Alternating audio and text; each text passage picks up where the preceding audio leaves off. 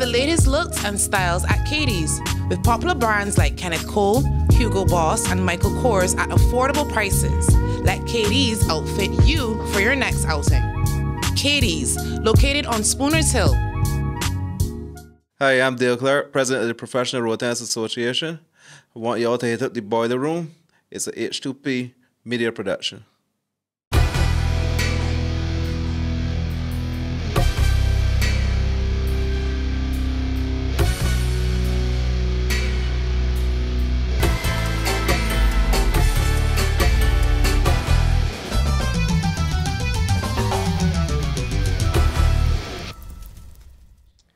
Yes, people, we back again in the Boiler Room. Myself, Adrian Green, the Bajan Green, and the Bajan Farai. Hello. At the other end of the court. Yeah, at the end of the court. But let me see.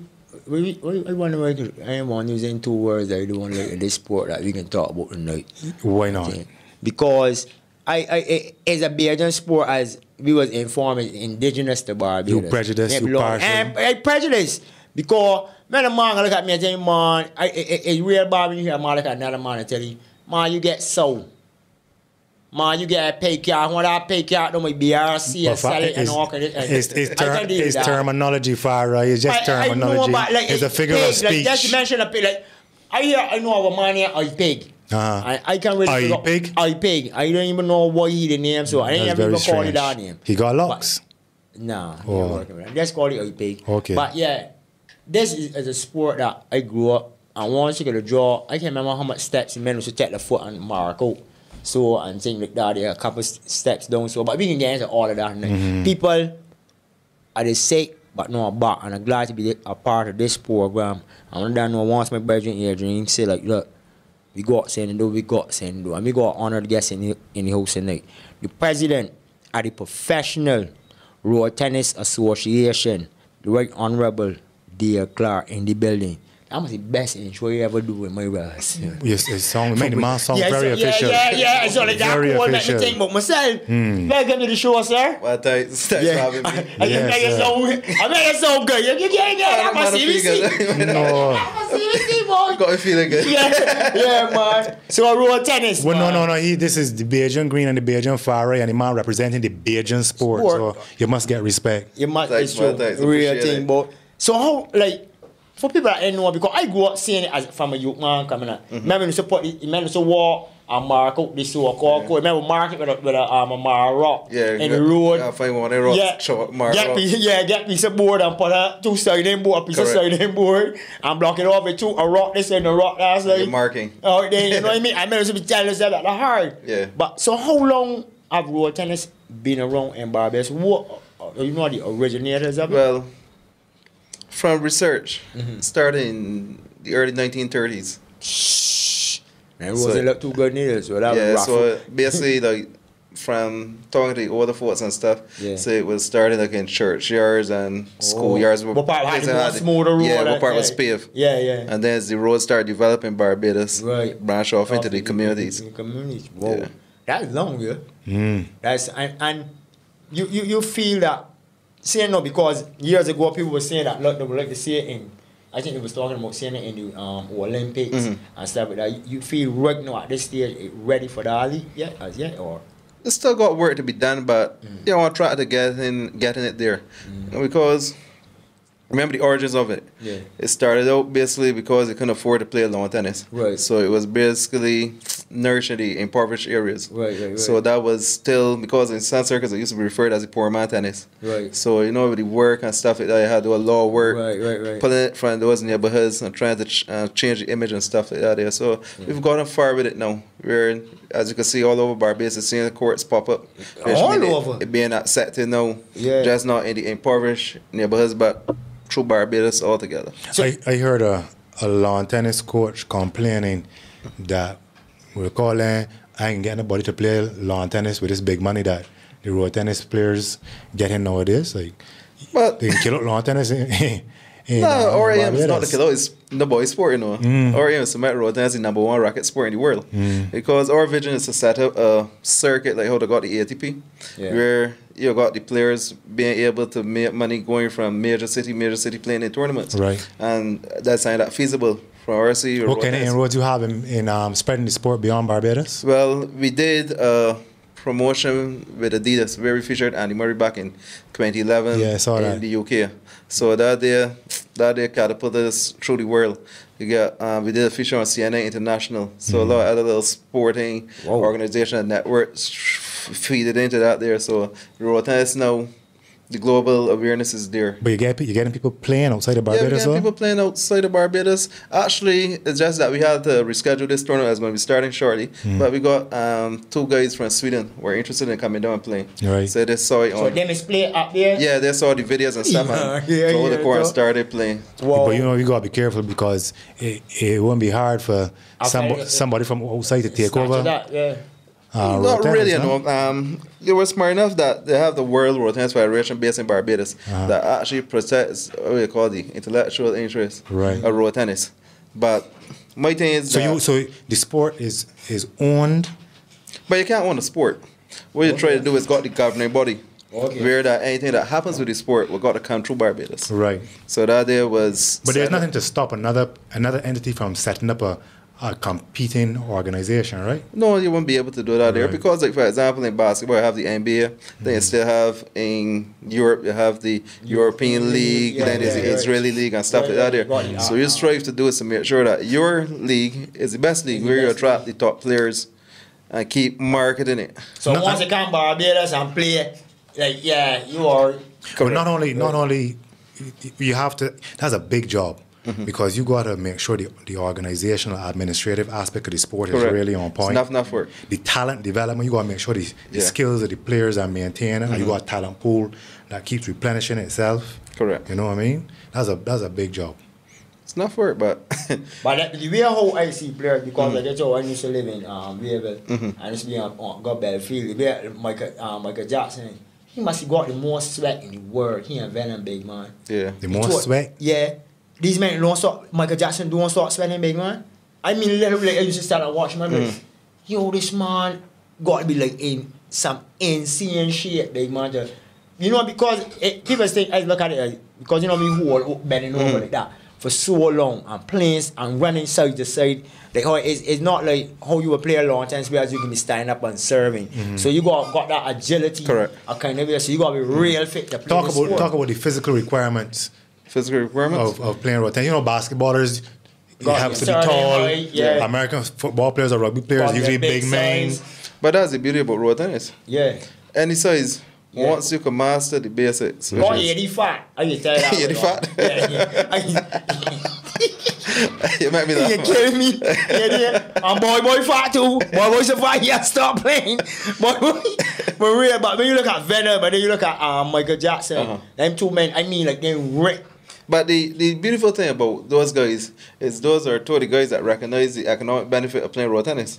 Yeah. So they use their heads and kept fit because in order to win the competitions, as you say, it's a demanding sport. You have to be fit. They carry themselves like professionals. Yeah, especially Venom. Venom actually says that he's the only professional player in the world. Okay. That's his job. He views it as a job now. So he put in the training, he changes that, how he eats and stuff, how he performs, prepares for tournaments and stuff. So he saw the economic benefit from it. Right. Along with the health benefits. So that's his job now.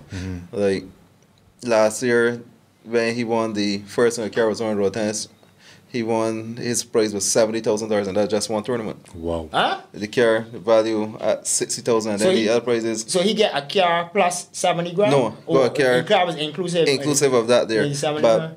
he won nearly all the major tournaments and the minimum tournament was $10,000. How much tournaments you have a year? We were doing 3 tournaments a year. Going good better than there, boy. You know you mess up bad, big man. I should forget about that pig and also. And just work with tennis and work. No, it probably be beating Venom. I probably be. Well, if you're beating Venom, you go a carry. Ain't too late. Start training. Man, 40 you raise that guy, man. Don't wrong some boy quit. Man laugh at me as master boy be looking at boss. So what you keep serving out there, man? Over there. The Rasta man get big. Or then you know what? But Jackson is about, I think Michael should be about 49. Michael Jackson, he look so? Yeah, look so. But that's the thing though. Right now. It is a mature man sport. Not really, no. No? Most of the leading players are older as far as athletes because what happened before like road tennis, the road tennis is unique. Used to be a lot of bragging. So you hear these big names called, you'll hear a Jackson, a Ayers, a Barra. You hear their names, so people used to be like frightened. But we get a young brigade coming in that we push, train and stuff, and put them amongst the pigeons. And the women too.